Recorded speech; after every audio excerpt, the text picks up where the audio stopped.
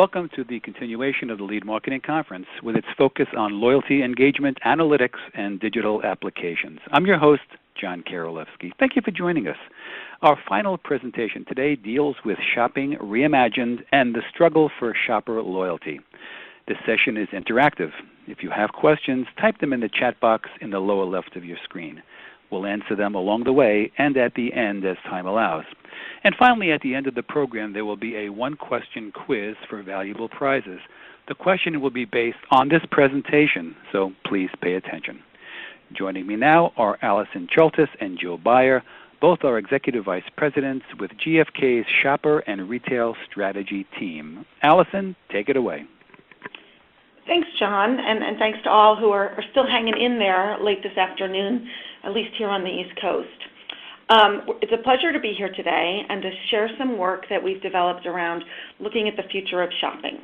As we think about this and we split our agenda, we want to start by talking about reimagining shopping. And we really like that word. There's a lot of talk about retail reinvention and solutions and getting to the next level. But thanks to technology, the possibilities are limitless, and many of our speakers today have showed pieces of that, but we think what we're about to talk about kind of ties together all the great ideas that we heard from today. The second thing we then want to talk about is in this reimagined world, with everything's at our fingertips, how do we win with and gain shopper loyalty? And that's really what it's all about, whether you're a retailer or a manufacturer or an agency trying to help either of those groups. For those of you that care about data, which we do an awful lot, I just want to frame the data elements of this study before we get started and kind of get that out of the way.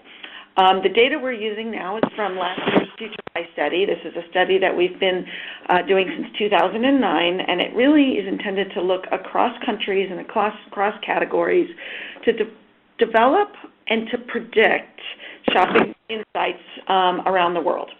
And when we talk about shopping, you're going to hear us talk a lot about omni-channel. We're talking about a mix of in-store, online, and along the way, blending all kinds of behaviors, some of which would be old school behaviors, some of which would be new age or futuristic behaviors. We complement that with our FutureScope benchmarking, which is talking to roughly 125 respondents, folks like the people on the phone, industry practitioners about what's working, what's not, and what's needed from a shopper marketing standpoint. We've also gone and tapped 110 GfK offices worldwide and challenged them all to continue to feed us with best practices of what retailers and manufacturers are doing in leveraging technology and thinking differently about what used to be called a store. So we bring in some of those examples to try to make it a little bit more interesting. So I want to start at a high level, and I'll quickly breeze through a couple of these slides, and we're happy to share the slides with you. But just who are we talking about? And this is the combination of two factors are hitting shopping at the same time. The technology possibilities are unbelievable, limitless, and the generations are changing. And it's no surprise, right, that when you look at the numbers on this page, the folks, the spending money, the spending dollars that are out there are shifting from traditional shoppers to folks who are born with a cell phone in their hand, or so it feels. And each of those generations behaves very differently. You guys all know the difference between the silent generation and the boomers. So I want to focus on the blue columns, if you will, the younger shoppers, and now we're starting to even see Gen Z coming up and getting money and changing the game and wanting things different than Gen X or Gen Y. But as we focus on the core growth areas for most retailers today, which are really Gen Y and Gen X, they're thinking very differently. And by the way, they're not the same thing. So which millennial you're talking to may be receiving this information differently. We bring this up at this point because these are the people that are in store. These are the people that are on their device. These are the people that are at home on the computer that we're talking to, that we're trying to convince to bring down that funnel to purchase our products. So they're very different in their behaviors and their attitudes. But what's interesting is when we start to track where they shop, we find that everyone shops everywhere. And the point here is, in today, we live in a mass market world, but we've got massive differences in shoppers. And, we didn't add on the multicultural and the economic overlays, and it's a real complex shopper base but our retail stores have been traditionally pretty simple. And everybody's going to Walmart, everybody's going to chain drug, everybody's going to grocery stores, or pretty much. And then when you can see the other numbers, they're not radically different across different generations. And it's an important thing to understand, because whether we're a mass retailer or someone selling to them, we've got to talk to different people in different ways, and technology is a great way to do that. So kind of getting into some of the things about shopping now. So if those are our shoppers, let's talk about what behaviors are happening differently.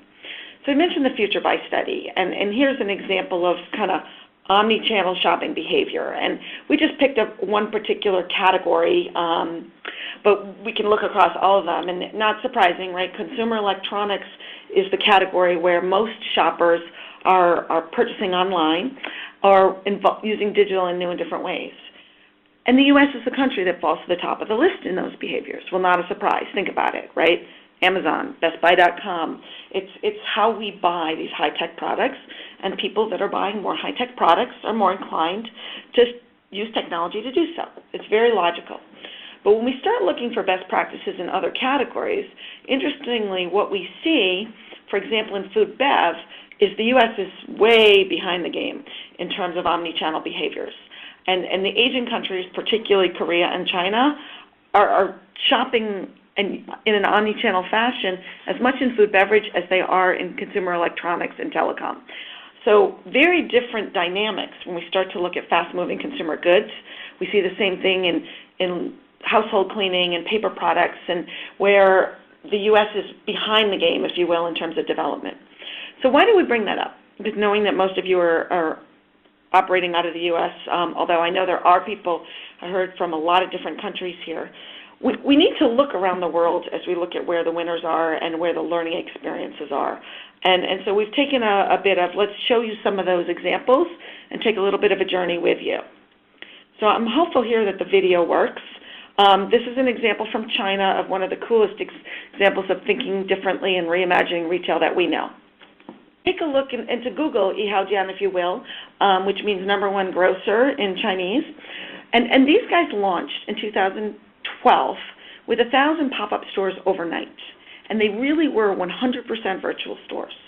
And we all know pop-up stores in the sense of you go to the mall and the old, Hickory Farm shows up as on the key selling season the day after Thanksgiving, or maybe the few days before. Well, this is the same sort of idea. Stores pop up as your phone walks through them. And so I'm walking down the street, and up pops a grocery store, or even more ambitious. I'm walking in a Carrefour parking lot, and there's an Yihaodian standing between me and the door to Carrefour that will deliver to my home in 3 hours. A very, very, very different mindset. And it really frames where we think a lot of the world is going.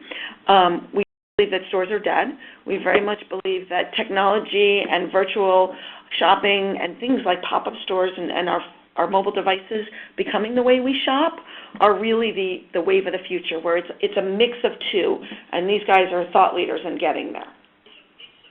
Thinking closer to home, and I don't know if there's anyone from Ahold here, but I know there are people that sell products there in their stores. Peapod has always been a leader here in online sales, but what we think is really cool about what they're doing is trying to merchandise the real estate, turning the truck into a store with touch screens, think the CNN screens at O'Hare Airport on the side of a Peapod truck, or using QR codes for folks walking by to place their order. So it's constantly reminding people with every tool they have, whether it's a physical asset like a truck, or whether it's a digital asset like an app, and tying them all together. Really two fantastic examples. So as we think about why these are working, you really need to come back to what are the shopper needs associated with the different stores. So physically, when we ask people what they want in physical stores, it is no surprise. The #1 is I can see, feel, touch, try on the product. But what's interesting is the #2, which is get products sooner, is dropping exponentially. And that used to be #1. And it's changed because thanks to almost same-day shipping from many major online retailers. I mean, I know that I can get my Amazon Prime in 16 hours right now, and they tell me within a year in major markets, well, I'll be down to 10 hours. And that suddenly makes it not feel so like such a big deal to go online, right? The other thing that's interesting is hassle-free returns is rising to the top for stores, because it is harder to return. Even though you can take those, Zappos shoes and send them back for free, you still got to seal the box and find somebody who'll take the box and ship it on its way back for you. So it's not just the money of the returns, it's the hassle. It's easier to go to Target and get that done. So those are things that become more operational. It's not about more variety. It's not about it's where I like to shop. It's just that I can do some things easier. On the other side, digital shopping used to be viewed as more expensive for some products. Now across the board, shoppers say it's cheaper and easier and faster. And the next one about saves gas is part of cheaper and easier. So when we add those things together, online is becoming a value seeker's heaven. And that's an important thing to think about. And it's not just price, it's that combination of ease, speed, and selection that is an online advantage right now.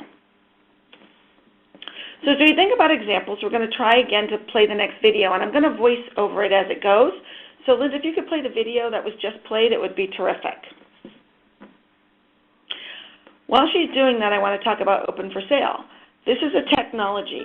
It's a technology that retailers are buying to bring sales associates in store.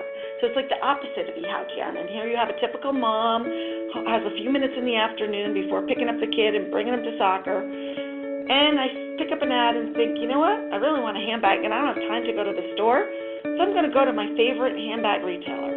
And they happen to have Open for Sale technology and they only have a couple minutes.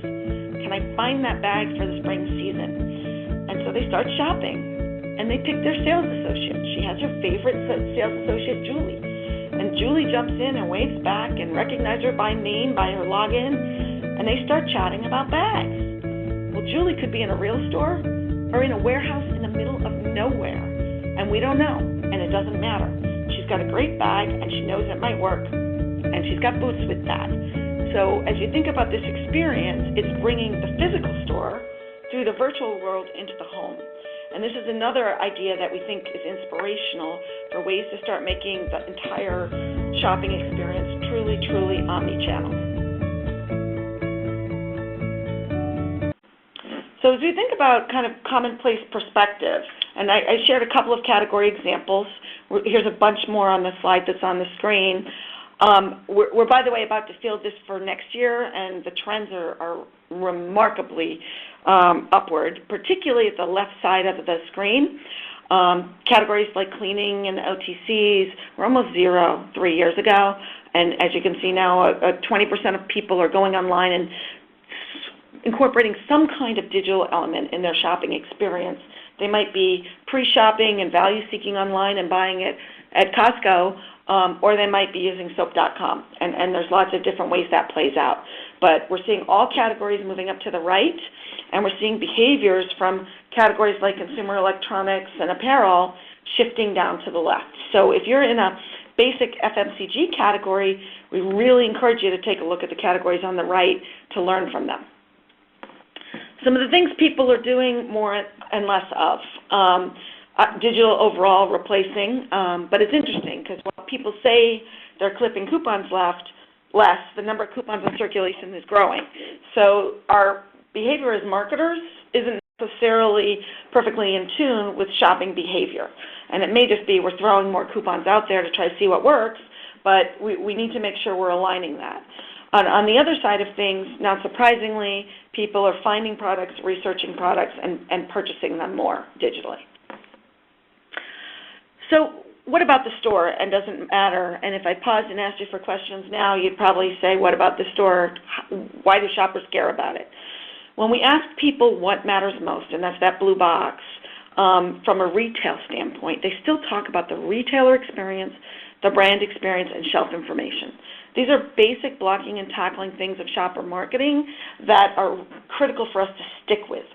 As you start to move down to the smaller circles, we see on the other side that apps in particular I want to talk about for a second. Shoppers are not thinking that we figured it out from a retail app standpoint. And when we do this live, we ask people to raise their hands about what apps they're using and where the value is and how often they touch them. And we ask people what apps they use on a weekly basis from a shopping standpoint. The list is really, really, really short, and it usually links to their Amazon app, if it's a Peapod Market, a Peapod app, and then increasingly their favorite chain drug retailer's app. And that's about it. And yet there's all of these cross-retailer apps going on out there that haven't really figured it all out yet from a shopper standpoint. So it's important that we don't go app crazy, but that we think about the basics mixed in with the new technology. What device is a question we get asked a lot. And yes, these are additives. So somebody could be shopping online from their laptop in their or their desktop in their house. What's interesting, I think, is the notion of tablets, and tablets being used more outside the store, which makes sense. One of the key behaviors we're seeing a lot of now is people at work on their tablet shopping because they don't want to use their work computer and it be against the rules, or they don't want colleagues to walk by and see that, bestbuy.com website up on their screen. So different devices playing different roles, and people are shopping across all of them. So as we create programs, we need to make sure it's device neutral from an execution standpoint. A couple other things about mobile payment, and this is a very interesting space, and retailers are starting to become banks, and banks are trying to figure out how to become shopper marketers, and a lot of it is all about mobile wallet. And when we ask shoppers about mobile wallet, they're starting to understand what it is. Only 22% in the U.S. have done it at this point, and that's only done it once. So there's big growth opportunity here. Awareness is still very low. When we ask what mobile wallet is, people don't know. When we ask about Google Wallet or some of those things, they know more. And the U.S. actually, from that perspective, is right up there with Asia. So there's a lot happening, and as we look at things like MasterPass and American Express products coming, never mind Walmart's, we expect to see a lot of change in the space over the coming year and are tracking that closely. So I want to talk about one more kind of interesting example, and I think the video is on the next page. This is Neo, European Adidas or Adidas retailer, and they really have figured out those millennials I talked about at the beginning of the conversation, and we think they are best practices for bringing mobile to the store, and I'm hoping the video will work so you don't have to listen to my voice doing so.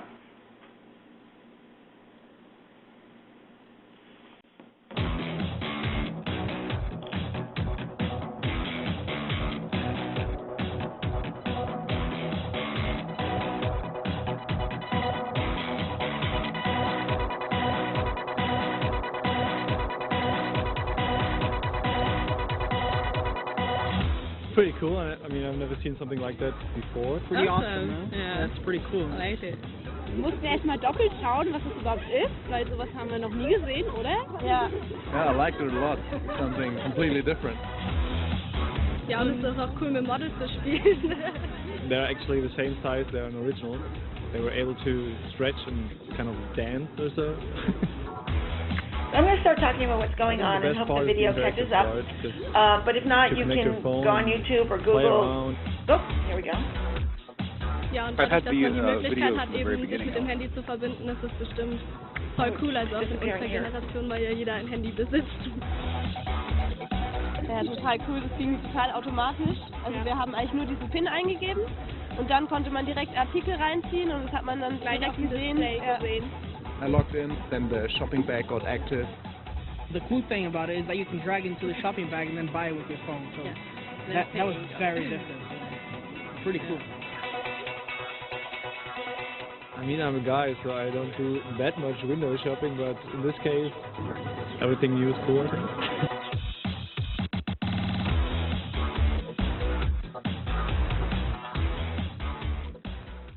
Okay, the video just ended. Oh, that's interesting, because on our side it's still playing. So I'm going to talk and figure you guys will catch up. So just a closing point about Neo that's really interesting, and it really is a best practice for catching the eyes of young tech-savvy millennials, bringing them to the outside of the store, creating a game with this like a video game of trying on clothes, and then the things you try on that you like, it pops up and says, would you like to buy? puts them in a virtual shopping cart while the sales associate in the store puts them in a real shopping bag and walks it out to you. I mean, really pretty cool. And I just want to kind of highlight one more example before we'll move on to talking about, so what about this from a loyalty standpoint. And that's Samsung. And yes, they're technology, so they're more advanced, and they're Korean, so they're more advanced. But what's changing in terms of using the technology in store to sell the product and creating real virtual sales associates all around the world at a new level. And if you want to go see them, go check out Best Buy and go look at the Samsung store and go look at Target and go look at Verizon. And there's lots of great examples there. So I'm going to turn it to Joe. Thank you. We're going to talk a little bit more about some of the so what's, as Alison said, and really framed around the whole issue of the struggles of the industry to kind of maintain and build shopper loyalty. And again, coming out of our FutureBuy study, we weren't surprised to see that loyalty was on the downward trend overall, but I think our eyes were a little bit opened by the slope of that hill, if you will, in terms of the question that we framed to folks, asking them to agree or disagree with the statement that they're now less loyal to any one retailer because they shop around to find the best value. You can see the U.S., about 60% of folks agreed with that, and then you had other countries on the left were even at higher levels. This metric for the U.S. was up about 20 points from the last time we took this survey, so not a lot of places to hide in the world from this issue, and really something that's become a watershed issue for the whole retail and shopper space. And we're going to take a look at how some folks are trying to address that. So we talked about economics and shopping around because you want to find the best value. There's obviously a confluence of that and the technology revolution that Alison's been describing in her section. And when these two things come together, you get a lot of very different behaviors from even a few years ago. The biggest and most dramatic bump that we see is within showrooming. If you look at the upper left-hand corner, that's up about from 22% up to 37%. So about 40% of folks said that they've showroomed in the classic sense of seeing a product in store and then purchasing it on their phone from another source. So this has obviously got the industry got the attention of the retail and manufacturing industry, particularly seeing it as a pretty major threat, as you all know. So why don't you flip, and we'll take a look at a little bit of data out of our Future Scope study that talks about a predictive perspective on what the likely longer-term impact of showrooming will be, and we asked this sort of doomsday question about, showrooming will drive many bricks-and-mortar retailers out of business. That's the top bar, and you can see that the way to sort of read this is the right side is the percent that said that that's never going to happen, and as you move left, it gets more and more close on the time horizon. So you can see that there's generally not a sky is falling catastrophe scenario that's brewing in a lot of the minds of the industry, but clearly some concern and a lot of activity going on to try to address it. And one of the immediate sort of band-aids that we've seen over the past 18 months or 2 years on showrooming is the price match technique and tactic that is pretty highly publicized in the case of Target and in the case of Best Buy a couple of holiday seasons ago. Best Buy has since taken a more aggressive stance even and talked about embracing it from a strategy standpoint, creating store within a store insets in their basic format, ramping up the sales associate help level, and really trying to capture that sale and seeing the fact that the person's in their store at all as a real opportunity, and has had some success in doing that. But really, price matching, we think, is sort of a short-term solution to a longer-term issue. And to really address this longer term, we think traditional bricks-and-mortar retailers really need to find something special about their retail proposition, about their stores, and really feature that as a reason for someone to come in and make that store visit. One of the things that is a leverage point in that play is co-creation. We see here that folks generally are receptive to and motivated from a loyalty standpoint to be more loyal if they are given input into shaping what they ultimately end up buying. And the example on the next page from Sephora is a good one that demonstrates how they've sort of embraced that sense of offering a shopper a co-creation opportunity in their beauty studio formats, and you can go in there and customize fragrances, colors, and it's really an experiential, little bit of entertainment, a little bit of experiential, a little bit of customization, and with all that have woven together a pretty compelling and interesting retail experience, which is sort of a little bit more insulation from showrooming than we think just pure price matching. Another play that we're seeing a lot of activity behind, again, to kind of combat the showrooming effect, is individualized pricing, and this is just one example. There's a lot of them out there, but Spaza is a platform that's basically is an app on the phone. As you can see here, it connects with loyalty card data as well, and so when you hit the QR code with the phone and the app, it taps into the intelligence around what your purchasing history has been, if you're lapsed, if you're buying a lot now, and goes through algorithms to give you and work up for you kind of the personalized price that you can see in the inset window there. In this case, giving a student discount, a birthday discount, because they know that information, right? And kind of netting you out to a very attractive price. So obviously, when someone feels like they're getting their own price and a good price, that whole motivation for showroom is kind of moot. The other thing we're seeing is in kind of more big box or mass retailer models, going back to a little bit of what Alison talked about in terms of the generational differences, they're all trying to just make their shopping experience as relevant as possible, which of course is a driver of loyalty for each of the individual generations. So you can see that, a lot of these folks are shopping Kohl's, but doing it, Kohl's and Target, but doing it in different ways, and it's playing different roles. So for Gen Y, it's a lot about the specialty shops and more concerns about budget.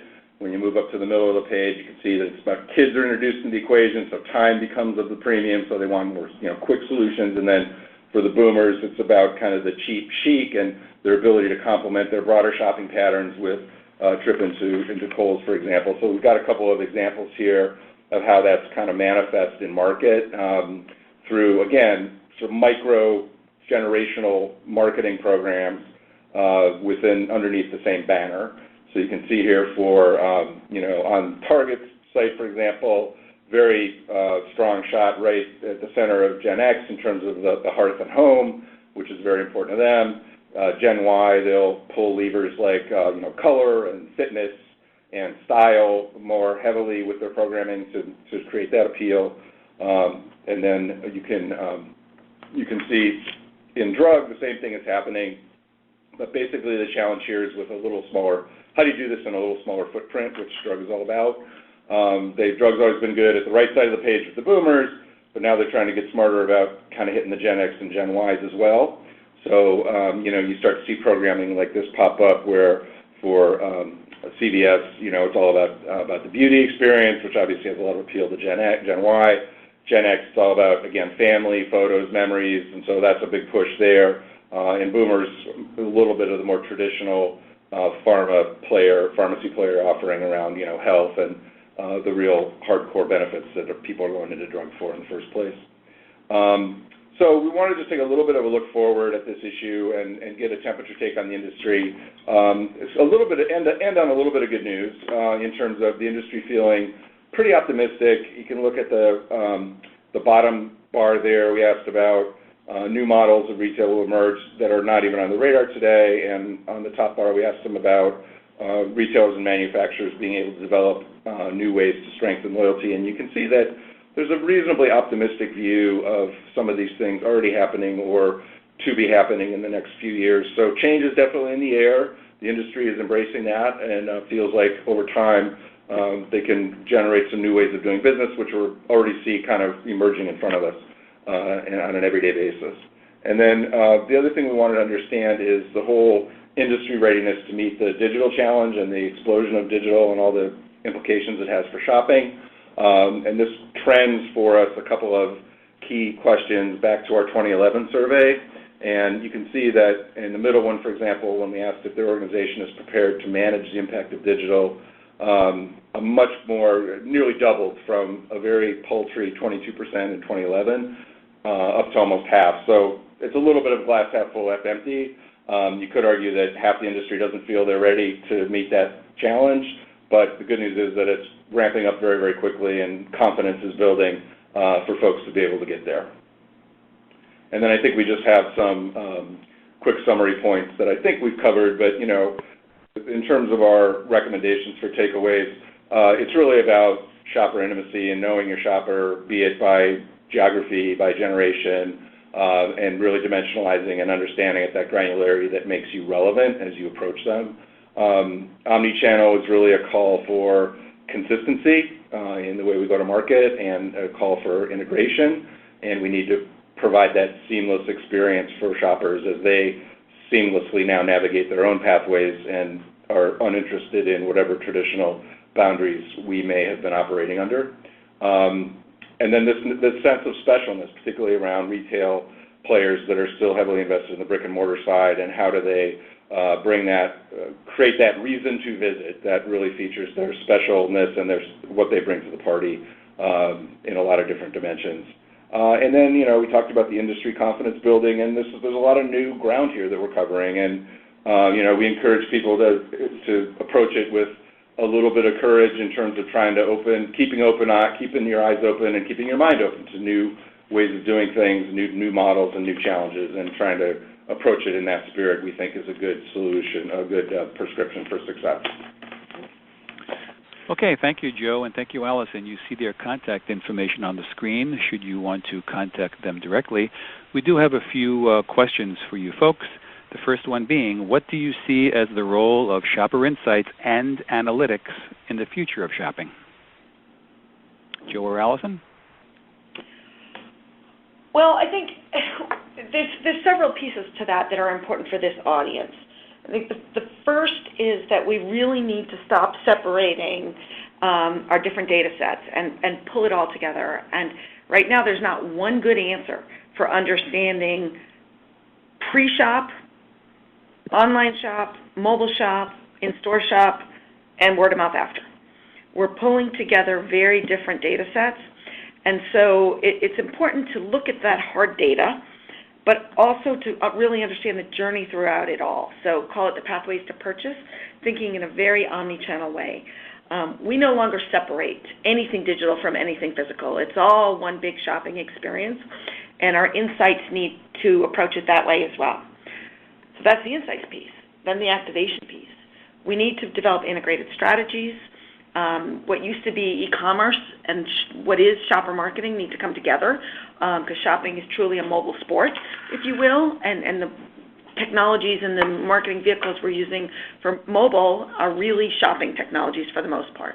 So really bringing those organizations together, either as very close partners or as one, is something that we see happening, and we have another study on how that's happening.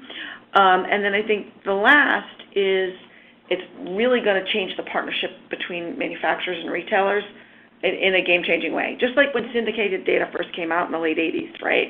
Well, now omni-channel is changing it again. And we've got to think differently about how we retailers are partnering with our vendors and vice versa to make sure that we're bringing in the internet digital people with the merchants, with the marketers in a very collaborative fashion. Okay, one more question. Which shopper technology do you think has the most potential? You mean, is the question about devices? I'm not sure I know what shopper technology, that's pretty broad. That was the question, and if the questioner wants to elaborate, he or she can, but that was the question. So let me guess. Okay. We're going to stay unbranded here because it's not fair. Sure. But I think the people that figure out how to really to create, if you will, the cross-retailer, digital and physical, loyalty application that can track where they are and what they're buying and what promotions and marketing vehicles are they responding to is going to be the winner. And there's presenters today, and there's people on the line when we see the names that are involved in pieces of that puzzle. But whoever can figure out how to tie it all together, whether that's a retailer, it's probably not a manufacturer, but it might be, or it's a service provider to the industry. Okay, excellent. Thank you both. That was really a fine look at the future of shopping. It's now time for our pop quiz based on this presentation that you just heard. The first person to type in the correct answer in the chat box will receive a copy of the book, The Essentials of Shopper Technology, which contains a chapter by Alison Chaltas. Type in only the letter of the correct answer. And here is the question. A, B, C, or D? Okay, we have a correct answer that came in, and the correct answer is C, Korea. And that answer was first provided by Ashley Herndon. So Ashley, a copy of the book with Alison's chapter will be on its way to you following the conference. This concludes today's Lead Marketing Conference, but I can't sign off without a shout out to my business partner, Linda Winnick, who developed the idea for this virtual event and was behind the scenes doing the production before and during the conference. Please give her a virtual round of applause. For your information, there were 362 people registered for this event, coming in and out all day, and they reside in 23 different countries. So wherever you happen to be, have a nice day. This is John Karolewski signing off for CPG Matters and the Shopper Technology Institute.